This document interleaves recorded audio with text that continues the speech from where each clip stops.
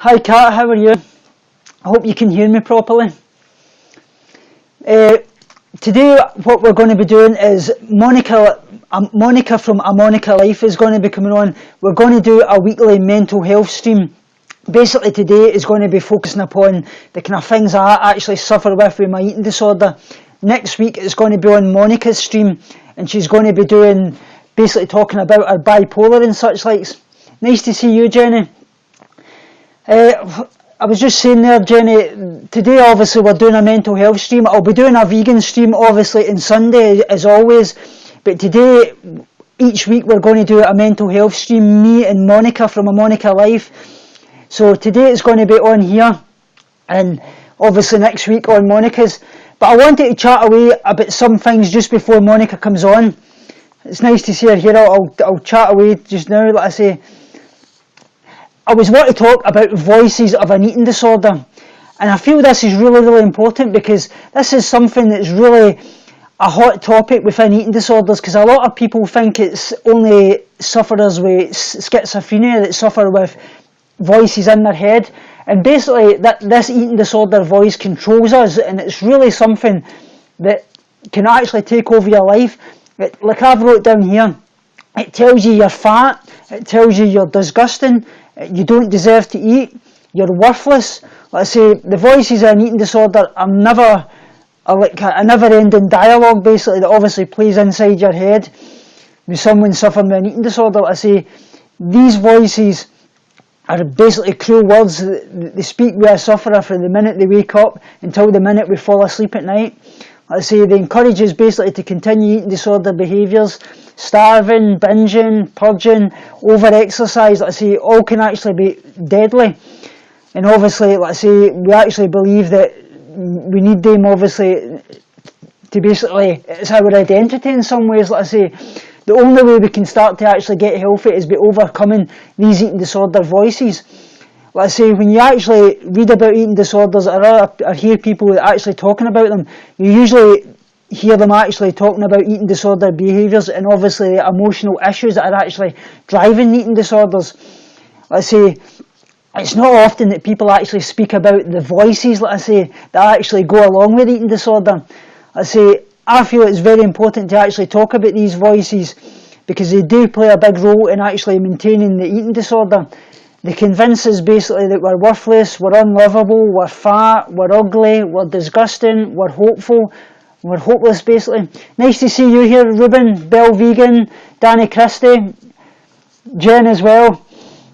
So like I say, and so much more that they do. Like I say, they convince us that the world would be better off without us and that we deserve to basically die. Like I say, Happy New Year, Bell. I hope you had a great one. Like I say, most of us with an eating disorder are actually afraid to reveal to anyone that we actually do have voices inside our head. So this is something that I really want to touch upon. Like I say, in the beginning I was obviously afraid to tell people because I thought they would think I was crazy and assumed that whenever I would feel the same way that I would basically be mocked. Like I say, I can now see that I'm not crazy, and many people with eating disorders do hear those voices. Like I say, it's perfectly understandable for anybody with an eating disorder to have so much trouble developing obviously things like self-esteem and finding a reason to live basically, because we feel that an eating disorder is basically our identity and that we can't live without it, and basically we feel we don't deserve to live. We don't hate food, we don't hate anything. The only person we hate is that person we see in the mirror. So like I say, when you hear such negative voices constantly berating you basically, it's really hard to actually accept yourself or your accomplishments, because whenever you do, it's not good enough for your eating disorder voice. It'll always tell you need to get to this magic number to actually be happy, and the further you get to that number and you reach it, the more unhappy you are, because that's what I want to say. It's not about the weight. It's never about getting to this magic number.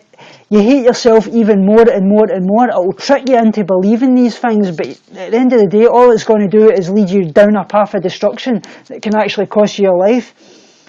Like I say, they will tell you that someone so horrible does not deserve that food. That if you do eat, they're basically screaming at you to get rid of it. They'll obviously tell you that you're weak for eating something, and if you don't get rid of it, you're going to become fat and such likes.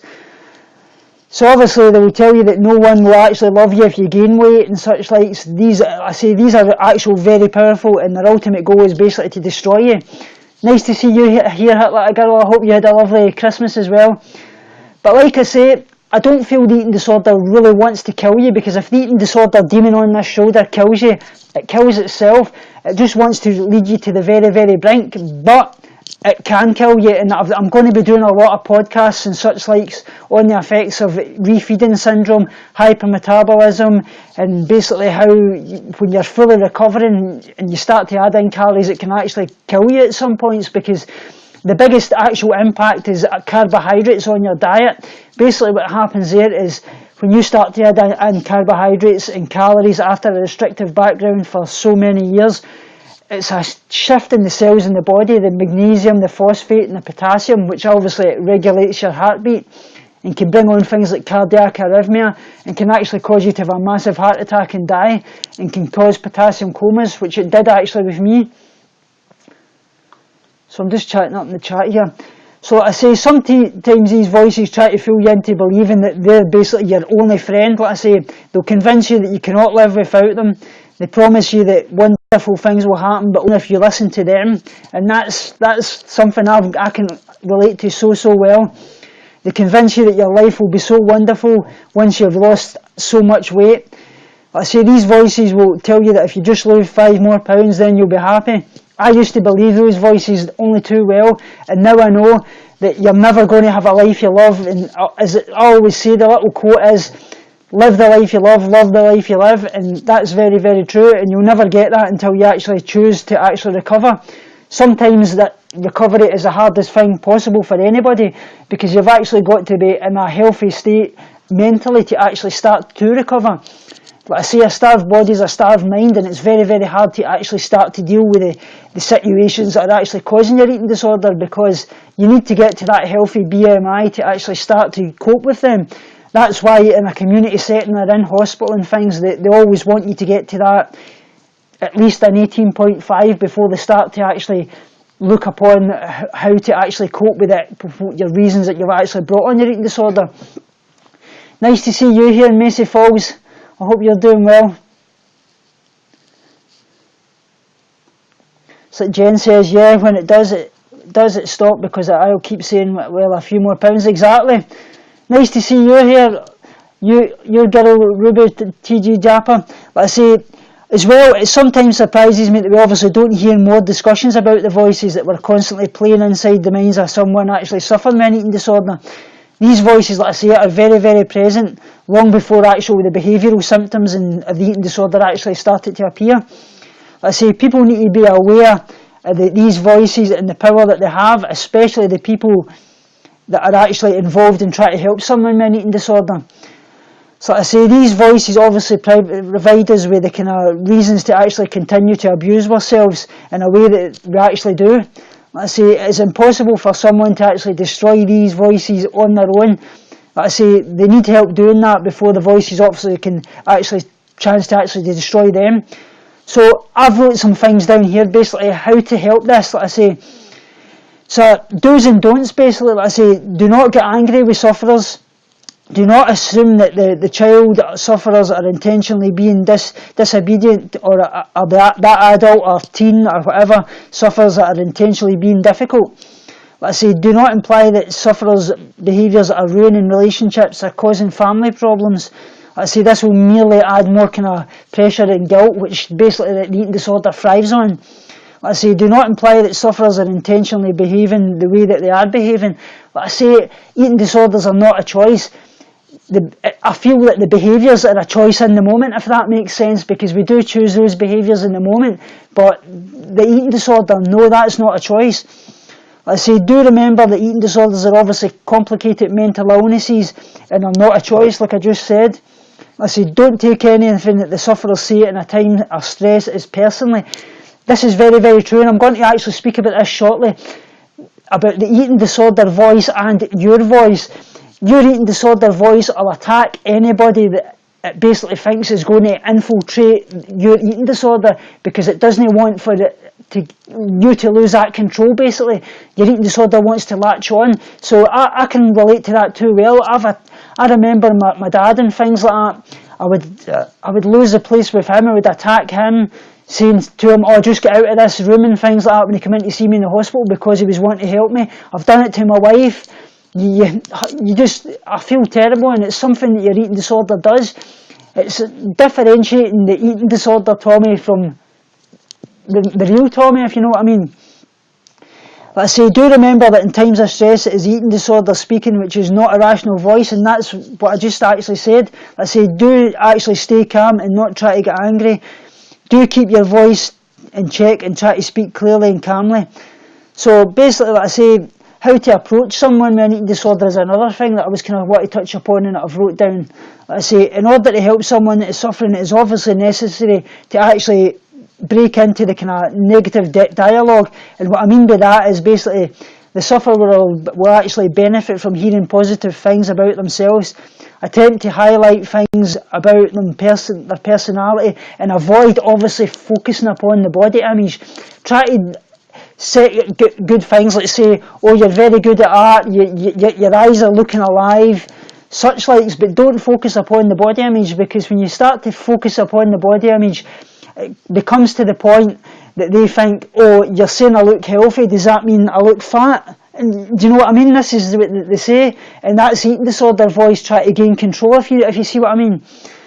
Like I say, especially with obviously younger children, it can obviously be beneficial to encourage them to talk out with what those voices are actually saying, and to show them that they're actually inaccurate, because it can become a real prevalent thing. Let's say this will obviously help you identify that these negative voices are obviously associate them with the illness rather than the actual person. Let's say it does take a long time to destroy these voices, but it can be done, and it's obviously very, very important for anyone that actually is having them to actually know that they do have a choice about whether they don't or do listen to them. And I want to show you a little book here that I think is really, really important here. This is one that I actually feel that has really, really helped me massively, and it's, if you can see it, Goodbye ED, Hello Me by Jenny Schaefer. Basically this, what it does, it says, it's basically learning that you can take over the eating disorder voice. It's differentiating from that. And obviously as well, you've got Life Without ED as well, which is another one. This is used a lot, eating disorder specialists. You go into a room, obviously, when you're going in for cognitive behavioural therapy, and it's learning about the elephant in the room, as we'll call it. It's basically where you go in there and you talk to your eating disorder. My eating disorder specialist uses this a lot, because I know sometimes when she comes in to weigh me and I step on the scales and I get into this flustered kind of attitude, I say, "Oh, wait a minute, I can't have gained that much. But can you weigh me again? Can you weigh me again?" And then I start to get angry, and then I say, "Oh, this is because you've weighed me at such and such a time. I've just had fluid. I've just ate." And then I start to look in the mirror and I say to my wife, "Oh, I look fat. I look fat." I start to lose the place with my wife because of it. That's the eating disorder taking over.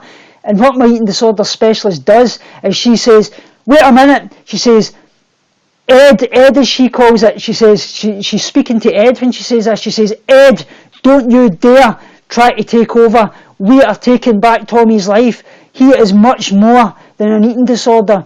You know that you have got to gain weight to recover. You will not destroy Tommy. He is a lovely, lovely person, and he deserves to live. He loves life, and he will not let you lead him down the road of destruction." And that's what she does, and I feel that is a really, really important thing that actually you need to actually do.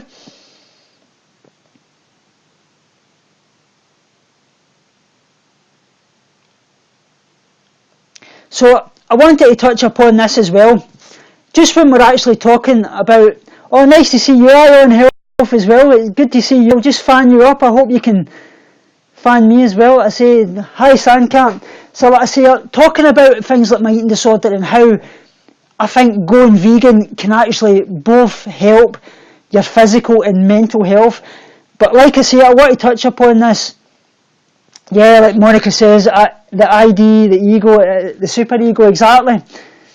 So I want to touch upon obviously why going vegan can obviously improve both your physical and mental health. But like I say, it's very, very dangerous for someone with an eating disorder. You've got to be very, very careful, because it can get to the point where some people that are eating disorders, going vegan can be the worst thing ever, because for some people it's all about control and the food. With me it's a lot different. It's not about the food. The only thing that really triggers me is fitness and things like grief and such likes. This is what has always been my real issue. So like I say, that obviously going vegan, like I say, thanks very much for coming from Malgazata's stream, Jess, sorry.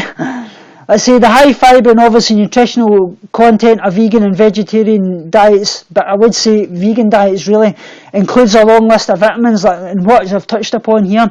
Things like antioxidants, phytochemicals. This means obviously that plant-based diets are very strongly associated with a wide range of actual health benefits. Like I say, a healthy and obviously vegan diet is typically low in saturated fat and cholesterol and such likes. Like I say, the combination of these kind of nutritional profiles mean that vegans obviously tend to have lower blood pressure and lower blood cholesterol and such likes, and have a higher kind of healthier body weight as well. Let's say than people who obviously eat like meat products.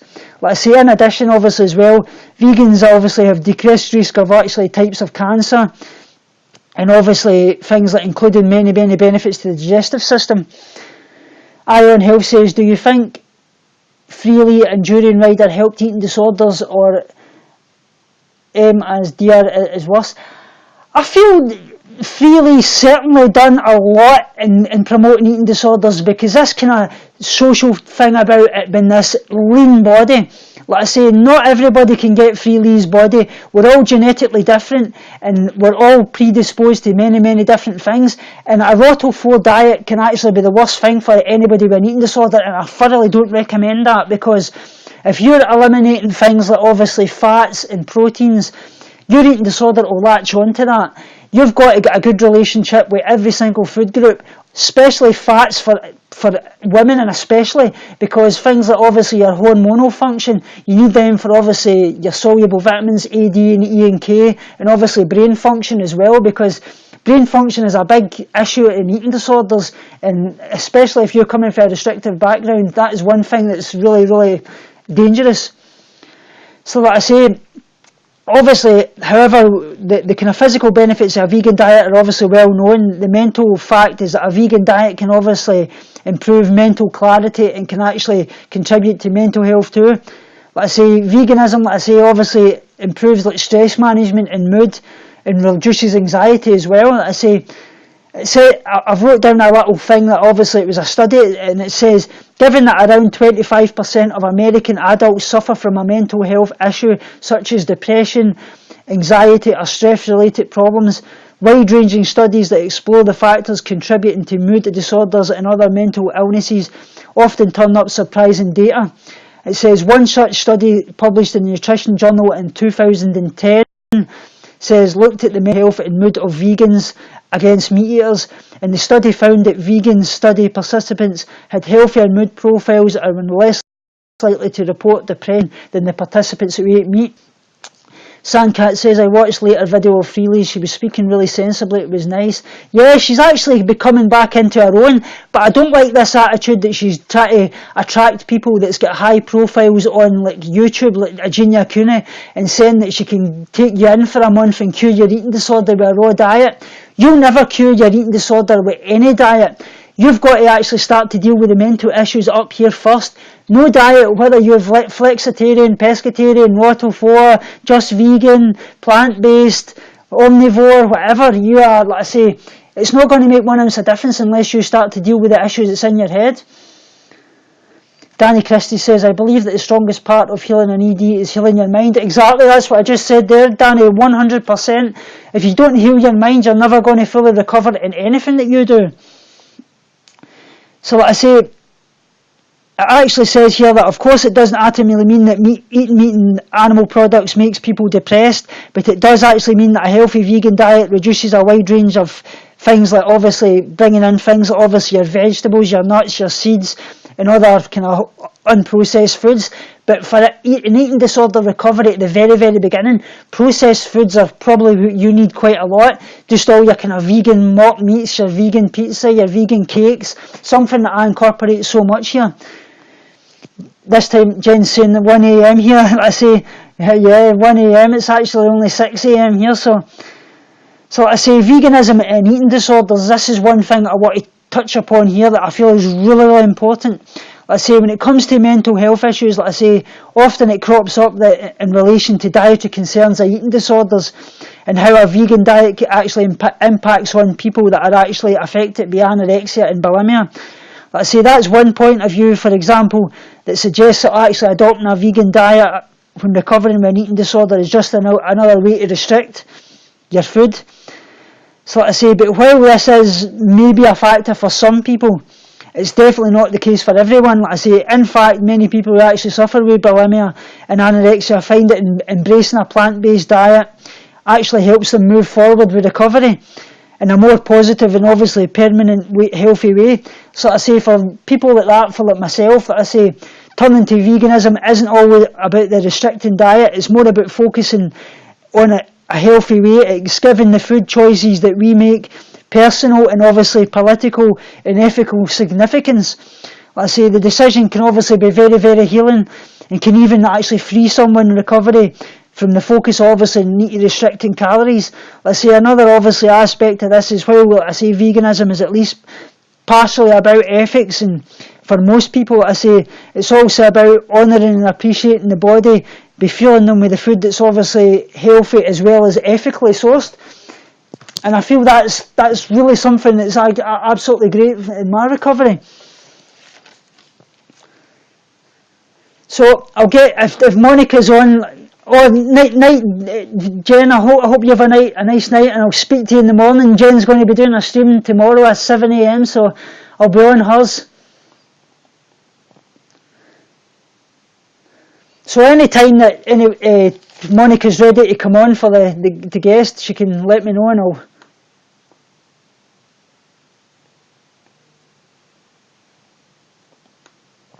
So I wanted to be a little bit open here and speak about things. I'll do this for another 15 minutes, and then I'll get you on in 15 minutes, Monica. I'll start speaking a wee bit about some personal things here, and I'll basically say why I think, like I say, OCD and depression obviously run very prevalently in eating disorders, and it's something that's actually taken over my life at the moment. I want to be open and honest with you guys, because I don't want to put myself out and say, oh, Tommy's always upbeat and happy and such likes, because I'm going through quite a lot at the moment, and I want to be really honest about that.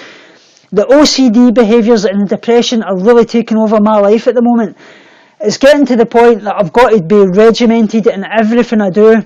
From the moment I wake up to the moment I go to bed at night, I've got to have my clothes sitting out at night, I've got to have my meals at a certain time of day, I've got to walk the dogs at a certain time of day, I've got to have my bath at a certain time of day, I've actually even got to go to the toilet at a certain time of day. The depression side of things is really, really kicking in so much. And I'm going to actually go and speak to the doctor about this, because I've actually spoken to him last week, and I need something for it, because I'm going to be open and honest here. I feel basically recently, and this is partly my eating disorder saying this to me, but I feel that I'm a hopeless person.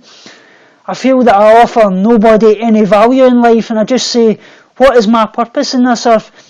What am I actually doing here? Because I'm useless. I've basically ruined my life, and I feel sometimes that I've ruined other people's lives, and this is eating disorder talking, and I know that, and it's really taken over me in some ways at certain times. I basically get this Groundhog Day effect, if this makes sense. I just feel that every day is the same, and I feel that where am I going in life? What am I actually doing? Am I helping people? What am I doing? I really, really appreciate that, Danny. I really, really do. If I'm helping anybody, it makes the world. And thanks very much, Sandcat. That really means the world. Like I say, I know it's the opposite, but it's really hard to actually put into words. Like I say, I sometimes actually feel to myself, when people compliment me, I'm saying to myself, are they really complimenting me because they really think that I'm a good person, or are they complimenting me because they feel pity for me? And that's what I feel the eating disorder is. I know that's eating disorder saying that to me. Sandcat says, AJ won't shut up about how much you're helping her. AJ is a lovely, lovely person. I can't wait to see her. Like I say, she's amazing.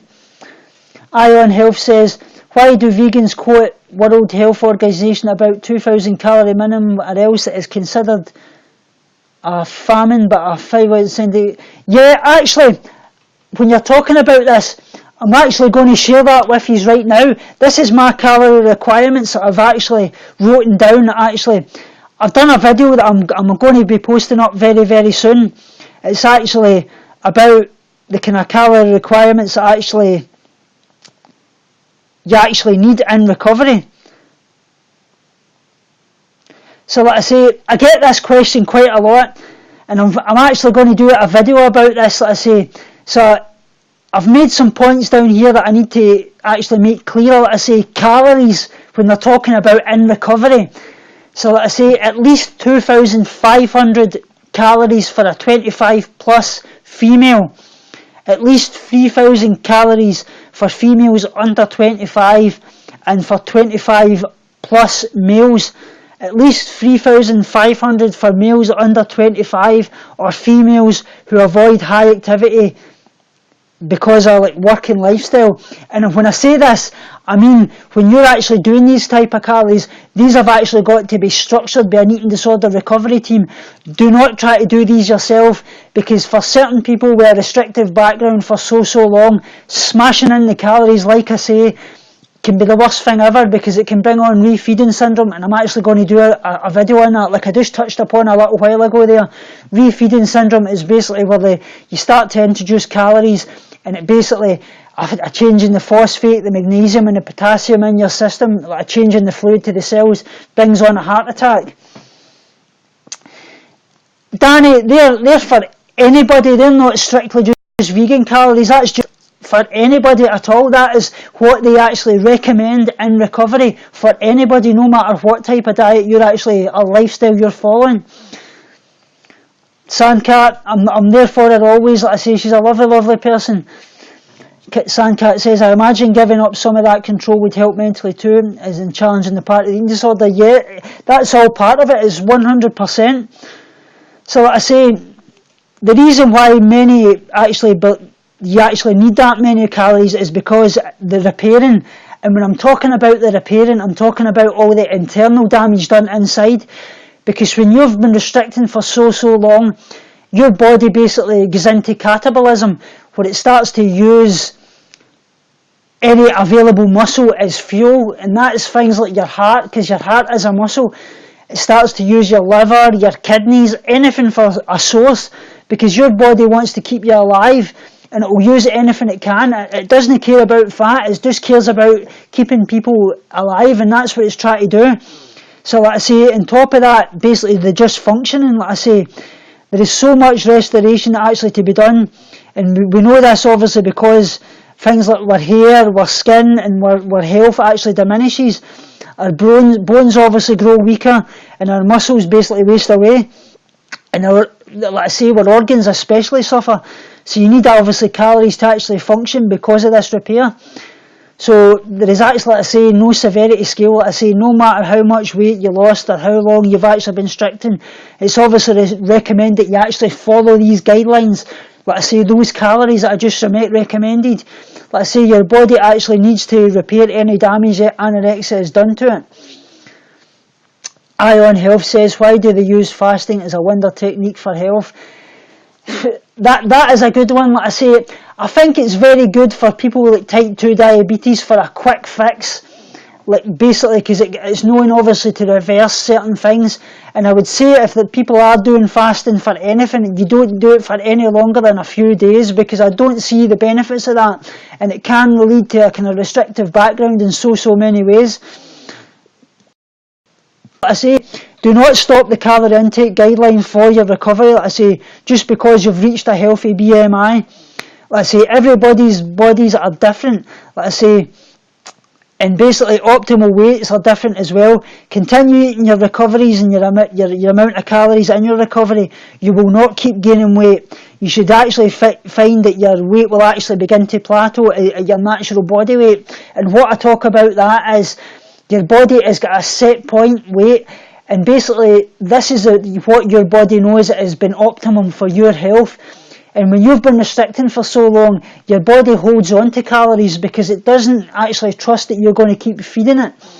And once you get to that healthy set point weight and your body knows that you're going to keep giving it the best nutrition, it starts to trust you, and your body weight will start to plateau out. So you won't keep gaining weight. And this is a thing that a lot of people worry about in eating disorder recovery, that they're going to keep gaining weight and they're going to keep gaining weight. That is eating disorder voice telling you that.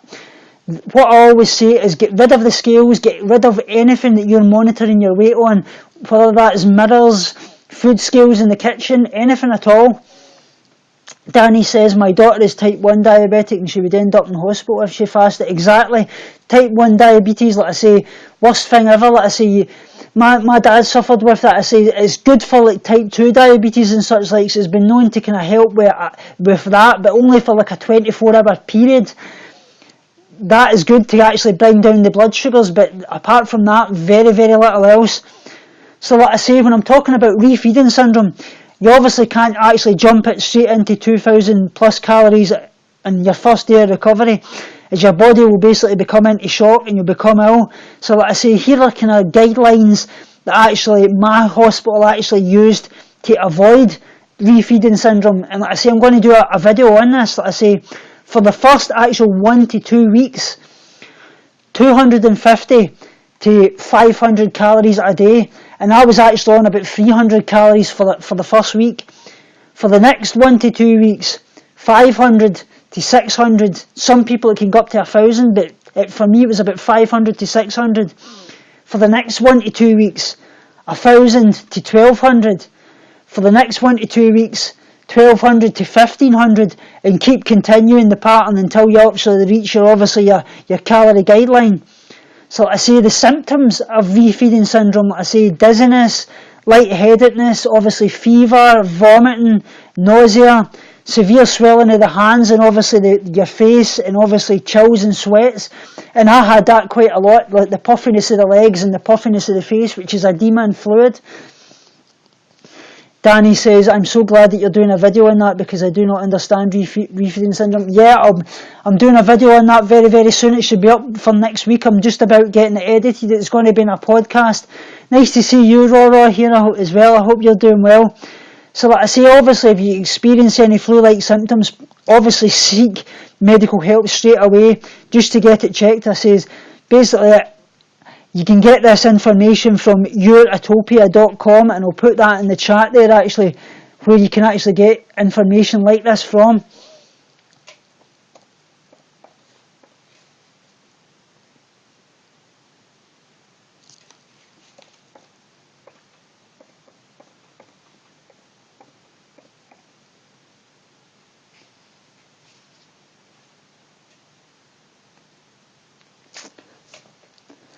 Ion Health asks, Dr. Fung talks about fasting. Sorry, Tommy, for the questions. Keep it up. Miss you, buddy. Miss you too, Ion Health. Like I say, really appreciate that. Nice to see you, Belinda. I hope you're doing well as well. So, like I say, the actual food, like I say, as well. Like I say, obviously mix your food groups up at every meal, like I say, including snacks and such likes. It just means, obviously, your body is actually better at digesting the food. Like I say, and obviously prevents things like, obviously, indigestion and bloating. Let's say, basically, if you can imagine at the same time, like your vegan chocolate and some fruit. Let's say, there basically wasn't a kind of strict meal plan that I followed. Basically, it was just a guideline that they gave me, like adding like a 3 meals and 3 snacks a day, such likes. It was basically recovery. It was basically literally eat what you want, when you want, and that's really, really important. Like I say, an example kind of meal plan, like I say, that I kind of would share with you is, like I say, a bowl of cereal or porridge or whatever it is with obviously your plant-based milk, 2 slices of toast with any kind of topping on it, whether that be peanut butter, jam or anything like that, or Marmite, Vegemite, anything.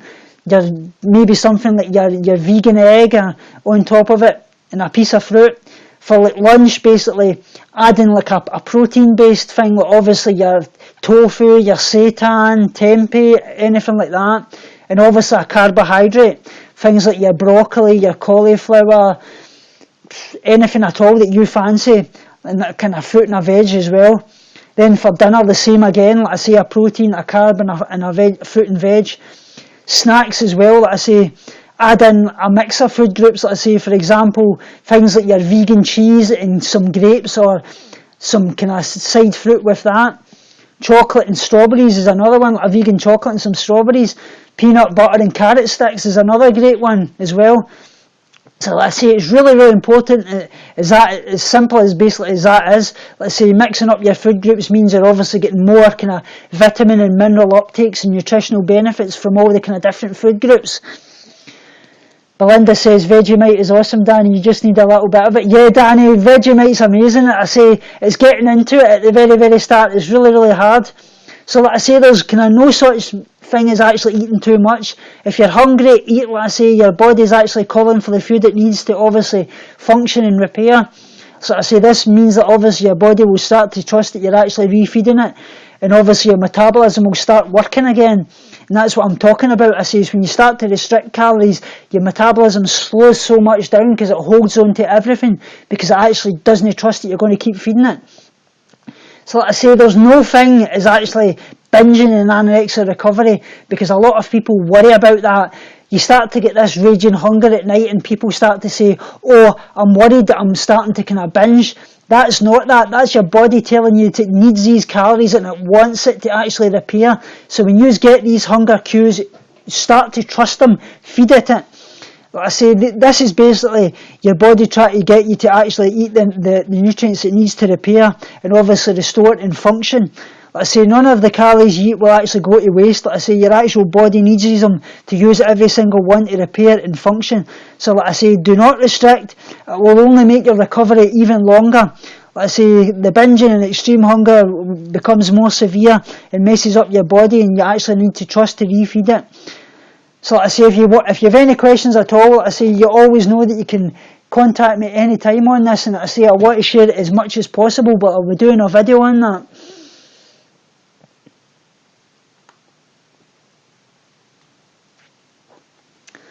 Good night, your girl Ruby TJ Dapper. I really appreciate it, and I hope you picked up something. Like I say, anything at all, like I say, I can help you with. That's what it's all about. So like I say, I was touching upon as well, like I say, I go to bed at night sometimes and I'm thinking constantly about what I'm going to eat next day and the rest of the week, and this is something that I want to touch upon. It's like a 24/7 thing. Like I say, I was touching upon it earlier, the eating disorder Tommy and the real Tommy, like I say, are two opposite parallels. The eating disorder lashes out at people, and like I say, it affect my wife, and like I say, I lose the place with her sometimes, and I just feel absolutely terrible. But she knows that, and like I say, I love my wife so much, and it's one thing that you only kind of get to start to get over when you actually start to recover.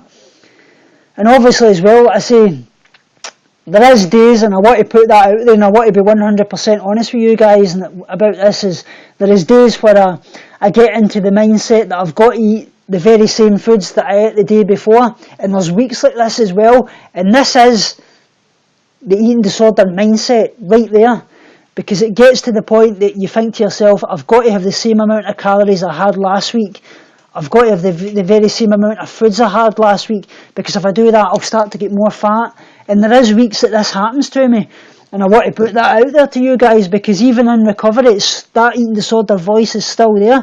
It tries to take over. You go to the shops and you're constantly looking at the calorie content in the backs of packages, and you're saying, oh, that's got 400 calories in it, say this vegan pie. If I add it in, like say my potatoes and my vegetables, that will take it to over 600. And this is me, because I think to myself, if I have more than 600 calories per meal, once I start to have like 3 meals and 3 snacks, I'm going above my 3,000 calories, and I'll put that back, and I say, oh, I can't have that. But now I'm starting to lift them up and say, wait a minute, I've got to have that. I need those calories because I need those to repair.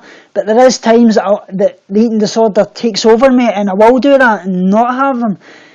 But it's gradually, it is improving, but there is days where that actually happens.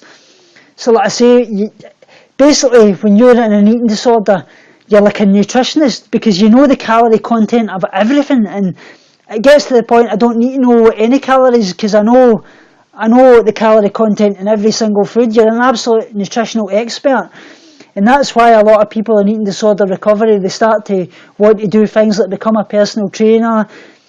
They want to start to do things like nutritionists, become a dietitian and such like, because it's your life basically in some ways, and I think that can really be destructive for a lot of people. But obviously it will help a lot of people, obviously help others with eating disorders. So like I say, basically what I touched upon earlier, the food and such likes is not my trigger. The exercise and obviously grief, like losing my mum, my dad, obviously my wife's illness and such likes, and times of stress are basically my triggers. So if Monica's still around, if she wants to come on and guest, I'll guest now, like I say.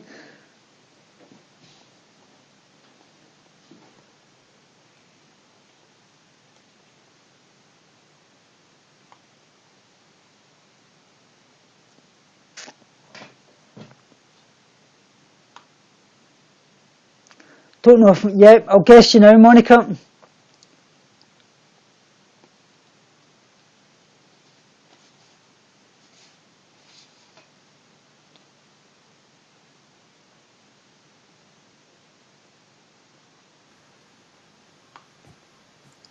Hi. Hi there, Monica, how are you? I'm doing alright. How are you?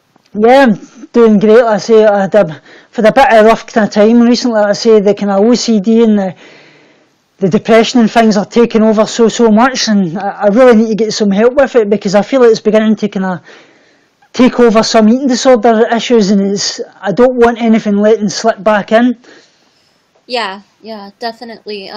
Do you have what kind of doctor are you talking about going and seeing? Yeah, just my kind of general practitioner and such like. Say, I spoke to him last week when I was going for like my diabetes, like blood tests and things like that. But good news for that. I got my results back last night, and I'm borderline diabetic at the moment. So, like it says, it can be reversed at the moment, but that's not to say later on down the line it's going to turn into what type 1 diabetes. But it says I was at one point. And well, I got myself back into the good. I've been like that before in type, like kind of borderline, so that's one thing. But I obviously went for my bone density scan for my osteoporosis yesterday, so I'll get that back within the next 2 weeks. So that's a kind of worry as well. But yeah, well, don't worry about what you can't control. You can't control what's already out there, what's already happened. What you definitely can control is what's going to happen. Yeah, exactly. Like I say, you basically can't repair the damage it's done in the past, but you can stop it getting any worse, and that's really important. Yes, and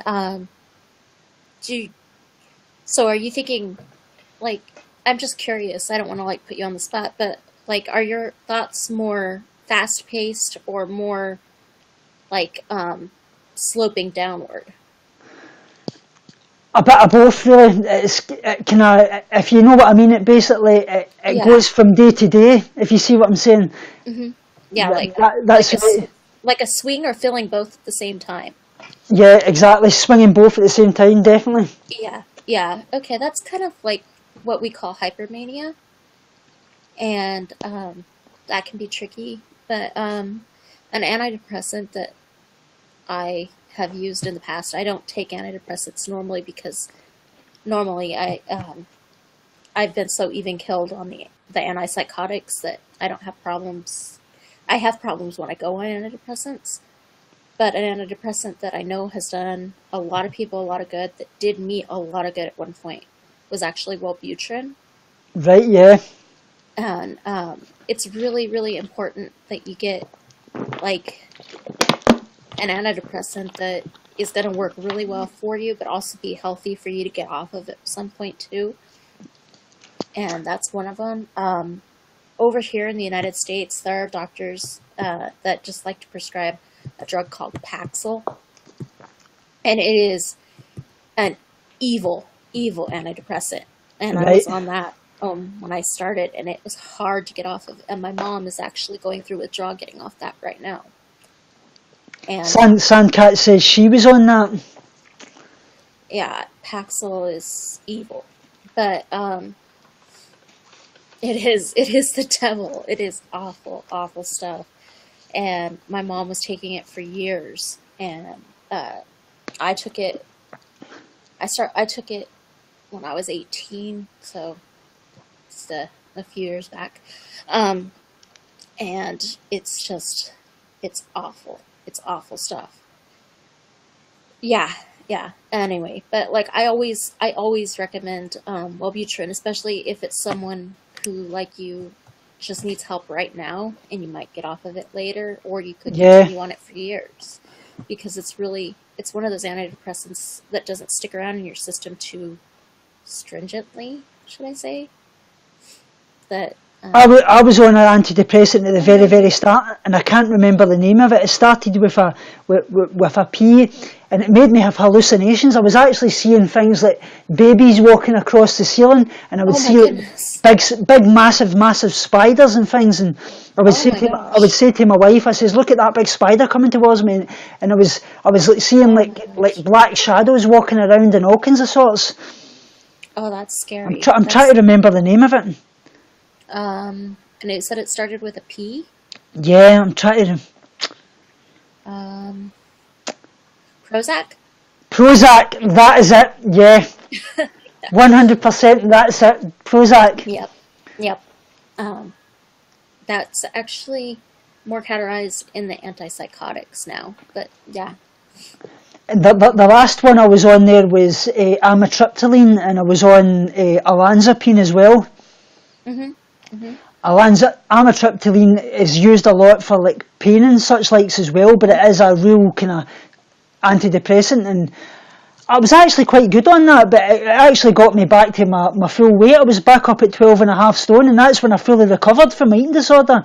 I was back up to that for about 3.5 years, and then obviously they took me off that, and then my wife had took obviously no well with ovarian cancer, and that's when I relapsed. So in some ways I think to myself, I may have probably still relapsed, but would I relapsed as badly if I had still been on that?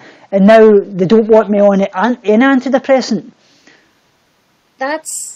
You see, I'm totally pro medication. I really am. If without medication, I am not someone you want to know. Like, I'm a horrible person. Yeah. I swing back and forth, and I'm up and down and in and out, and I'm angry, and I'm just a completely different person. And people that meet me now, like now that I've calmed down, and I've been on the same medication for 6-7 years now. Yeah. And people that meet me now, they don't think that I could have been so bad, and I tell them stories about my past, and they're like, "No way, you wouldn't do that." And I'm like, yeah, that's because I'm not the same that I was.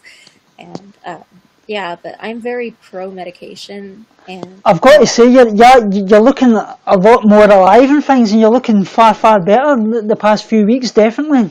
I think that a lot of that has to do with I've been reading like crazy. Yeah. And, oh God, the world we live in, where we can tweet authors that we love. That's I know. So cool. Sandcat's asking there, obviously she was asking about my medication, why not? Well, the reason for that, Sandcat, is I've got a new eating disorder specialist. The eating disorder specialist I had before, she actually retired through ill health and such likes, so I get put onto a new one that's actually taken over, and she doesn't believe in medication for eating disorders or most mental illnesses apart from things like schizophrenia. She says what she believes is that when you've got an eating disorder, that got to take control of the eating disorder voice herself, because she believes that the minute or whenever you actually stop your medication, that you're going to be straight back into the eating disorder. So one of the reasons she stopped that was for myself, was that reason, and plus as well, I've got a lot of liver issues, because a lot of damage is done to my liver and such likes, and the liver basically has to process medications, and making it process as many medications as I'm on makes it work harder, and that was another reason, but that was partly the reason as well. Well, actually, some meds are processed through your liver, while others are processed through your kidneys. Yeah, And like I take mostly medication that goes through, like the antipsychotics that I take go through my kidneys rather than my liver, because basically family history of stuff, yeah, But I mean, I take Seroquel, I take Neurontin, and I take Klonopin. Those are the ones that I take. right, yeah, And um, yeah, and like, I know each and every case is different, but whenever a that, doctor just says over the board, I'm not going to do this for these type of people, instead of looking at a case by case basis, that really upsets me, especially because I know, like, I have a very good friend who has, I talked to you about her, I think, and yeah, her you did, yeah, COPD, otherwise not specified. Yeah. And the healthiest I ever saw her was when she was on some antipsychotics and an antidepressant. And she was actually able to focus on the eating disorder a lot better then.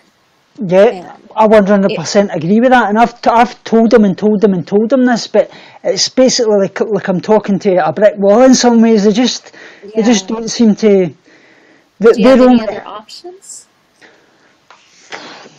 no particularly, no, like I say, unless basically I went private, which I've not got the money to do, unfortunately. Yeah. Yeah, that's always the hard thing. The problem I have here is geographic. Um, like, um, the doctor that tried to take me off of my stuff basically did that because in the area that I'm in, heroin is a big problem. Oh, People are, yeah, and so very, people, very much the same here, actually. oh, really? Yeah. Yeah, Yeah. People are basically, they're switching from heroin to the medication that I take to keep me sane, because whatever's cheaper, whatever they can afford at the time, they're switching back and forth. So yeah. doctors are getting scared and just not, and everybody's worried about getting sued, and it's just so silly. It's I actually see it often. See, when me and my wife go every Wednesday to, sorry, to collect my medication for the week at the chemist, sorry, and there's a big massive queue waiting for their methadone and such likes, mhm. and really, in some ways, I say I feel sorry for them in some ways, yeah, but it really annoys me because we're all standing in the same queue, and you're basically getting discriminated against, because Because some people walk in and they go like that. I've heard them saying before, "Oh, look at that! There's the junkie queue," and I turned around and said, "I says, wait a minute, I'm not in this queue. I'm in the queue for medication." mhm. But I say, you actually see them, and this is one thing that really annoys me. They're actually supposed to, for what I believe, they're supposed to take their methadone in a little cubicle in front of the chemist. But the chemist often gives them their medication away, and they're walking outside, and they're actually going round the corner and selling it to each other. that's I that's mean, horrible. Yeah, that's really horrible. And then a lot of problems that we have here, the area that I live in, the ages of people are not very well distributed. So, like, I'd say 80% of the population is 60 or over, and the doctors for years, just to get, or at least here in the United States for years, with older patients just to get them out of their office and shoo them away. They prescribe them Oxycontin, they prescribe them fentanyl, stuff that's just ultra refined heroin, really. Yeah. And then they're going home and either they're selling it, or their grandkids are selling it, or their kids are selling it, or people are stealing it. And it's just a big problem. It's just a big problem of how the actions of a few can ruin it for a lot.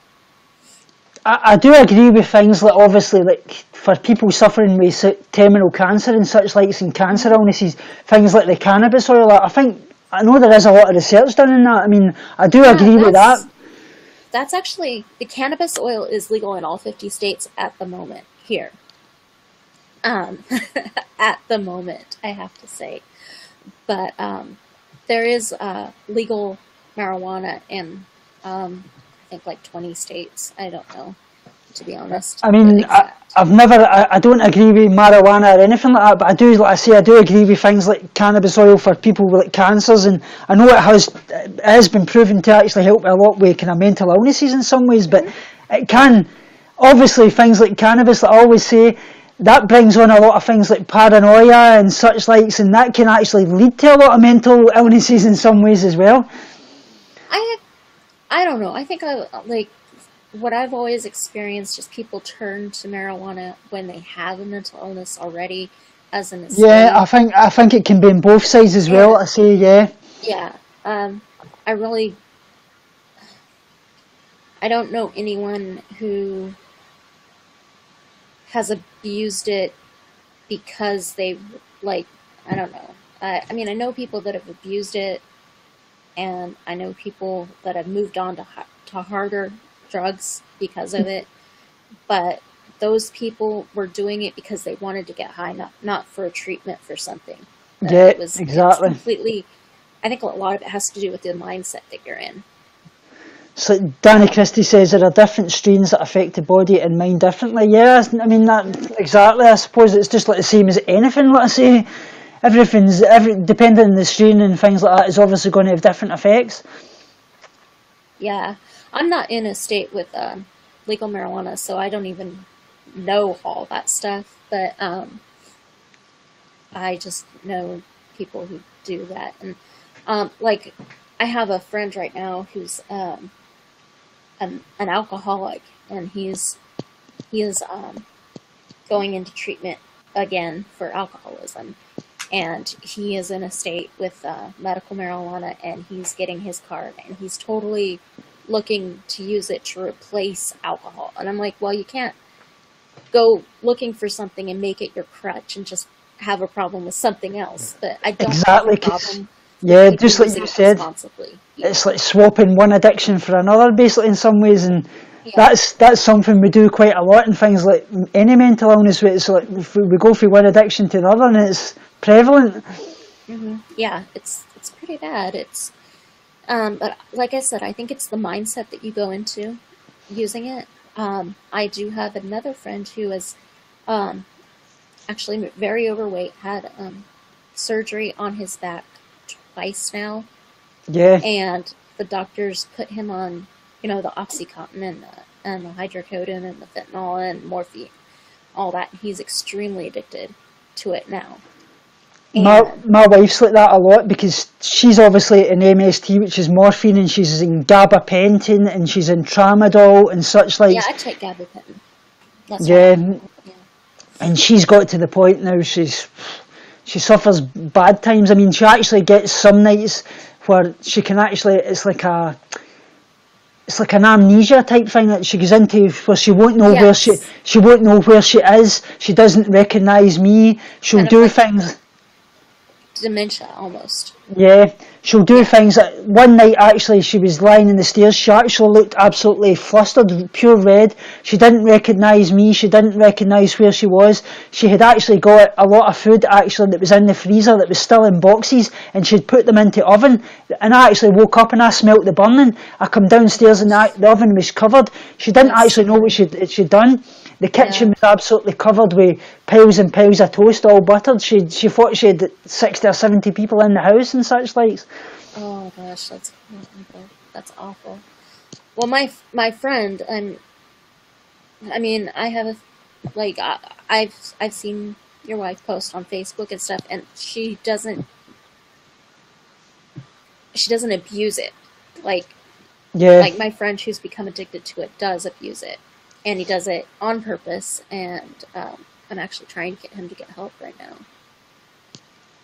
He actually shared a post on Facebook the other night that was of Heath Ledger and how Heath Ledger's addiction to pain medication is what killed him. yeah. And he said, "I wish I'd die. I take 9 pain pills a night. I can't wait to die." That's what he said. And I can't get him to do anything, and I can't get his family to do anything, and it's very frustrating. He's 2,000 miles away. So, It's terrible, so it is. yeah. And, yeah, and I mean, it's just a problem. And also just the way that doctors, especially people that are older, people that don't stick up for themselves so much, they just want to get them out of their office and get another person in so they can charge somebody else's insurance so they can make more money, and they're willing to write out the prescriptions. Exactly. And Nice to see you here, Jude, and Viral Curl as well. And it's but that's, like I said, it says amazing.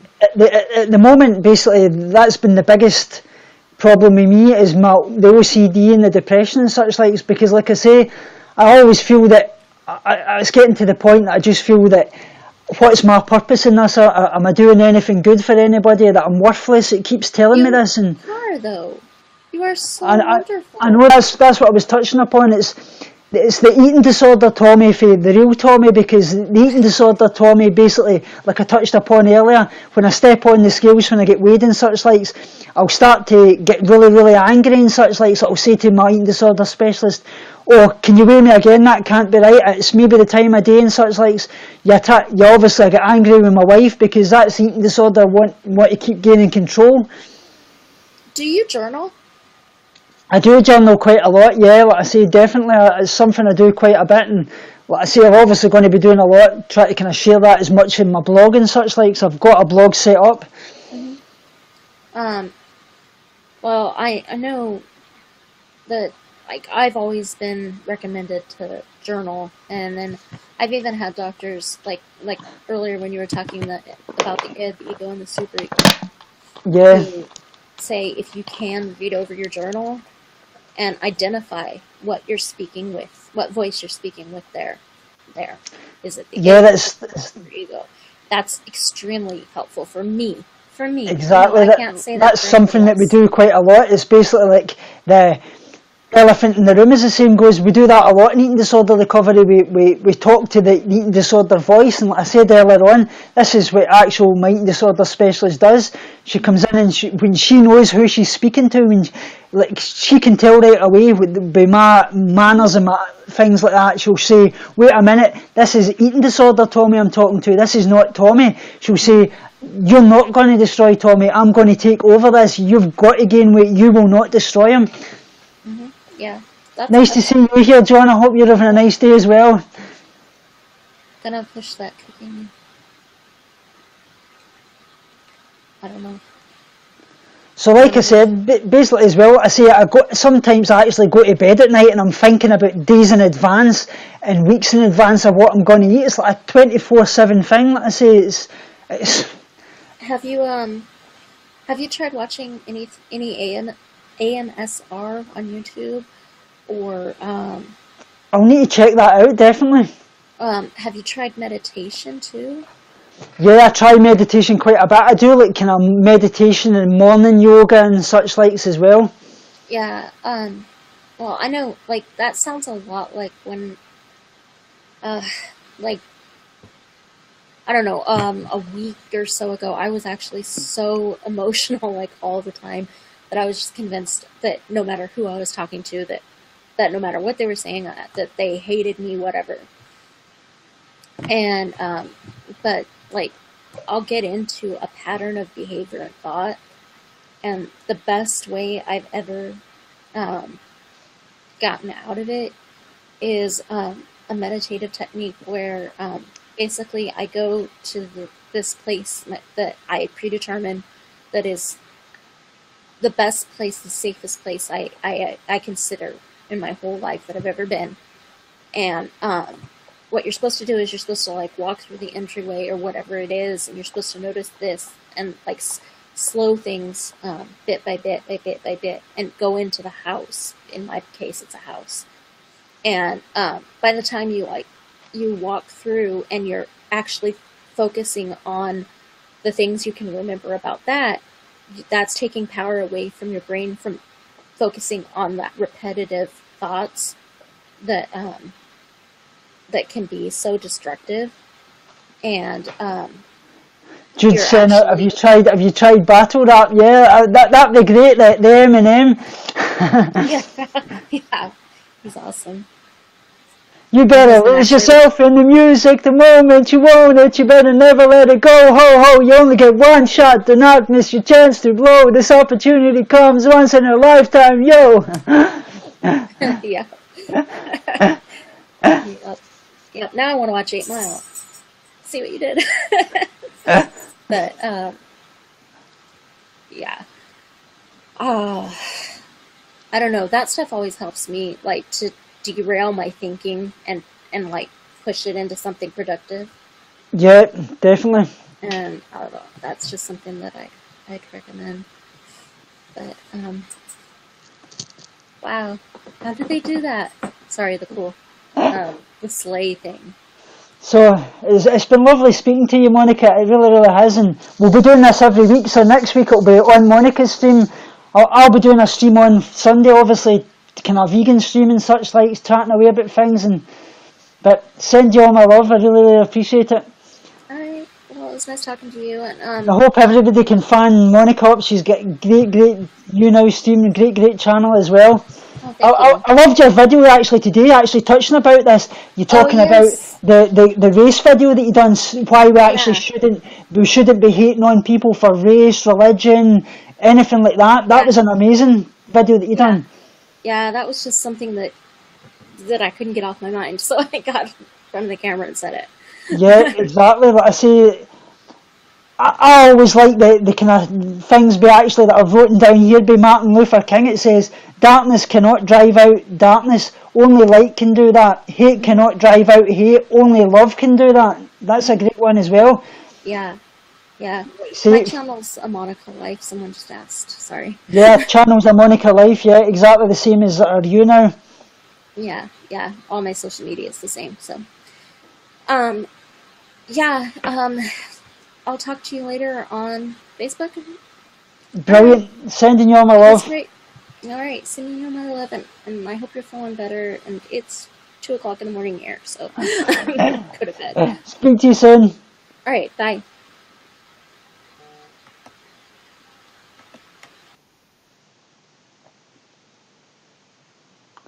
Yeah, but I don't know what it is going on with the actual thing about. I'm unsubbed for quite a few people. I had to subscribe again, but thanks very much for subscribing again, John. But I say as well, another one by actual Martin Luther King. It says, I look to a day where people will not be judged by the colour of their skin, but by the content of their character. That is really, really important. Like I say, why would you discriminate against anybody for their colour of their skin? Nobody is better than anybody. We're all lovely, lovely people. Don't judge people by their skin, their colour, their religion, their spirituality, anything, whether their body type. Like I say, we must learn to live together as brothers or perish together as fools. Like I say, nothing in this world is more dangerous than sincere ignorance and conscientious stupidity. We must accept infinite disappointment, but never lose infinite hope. And like I say, the best one ever, the ultimate measure of a man is not where he stands in moments of comfort and convenience, but where he stands in challenge and controversy.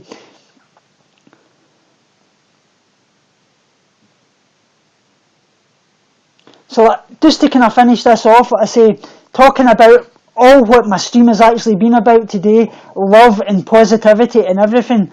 Thanks very much, Jude. Like I say, I wrote this myself. Like I say, many people believe that love conquers all, but at the same time, there are many people who don't. Love that is pure love, that kind that motivates you to succeed, the kind that holds you close when you feel alone, the unconditional, merciful love that will conquer all. For many of us, like I say, we've lived years at not ever truly grasping how powerful love is or what truly we are capable of doing. Many of us never actually knew how to love or how to be loved until we began to work in the process of healing and recovery. Like I say, how many was it possible to actually accept, to embrace love that we couldn't even love ourselves? Love is what has brought us to the point in our lives, the love that God has gave us for this reason. He loves us so much that He gave His only Son, like I say, to actually continue to give us a chance after chance to actually get it together. That's love right there. Then we truly have family and friends who loved us till we could actually love ourselves, and that we could still do that, and love also keeps us pushing towards every day. So I challenge every single one of us to love somebody, but most importantly to love yourself. Love conquers all, and that is what is the greater than love itself. And it's really, really important, and I really, really think that's something that does a lot in life. Danny Christie says, you always have so many brilliant things to say and teach. I really, really appreciate that, and I always feel that if I can help one person, I've done so much, and I've basically done everything. I love you, Ted, Danny Christie, and I love Jude as well. I'll sing you off with a little song, I think, Michael Jackson. If you call out loud, we'll get it inside, through the heart of your surrender. And you can say the words like you understand, but the power's in believing. So give yourself a chance, 'cause you can climb the highest mountain, swim the deepest sea. All you need is a will to want it, and a little self-esteem. So keep the faith. Don't let nobody turn you around. You gotta know when it's good to go, to keep your dreams up to the ground. So keep the faith, baby, yeah. Because it's just a matter of time before the confidence will win out. Believe in yourself, no matter gonna take. You can be a winner, but you got to keep the faith. Sending you all my love, guys, and remember, binge on life, pause negativity, starve guilty feelings. Love to Jude, love to Danny, love to Nietzsche blog, Kat, everybody in the chat, and I'll speak to you all soon. And remember, BBC, be brave and caring.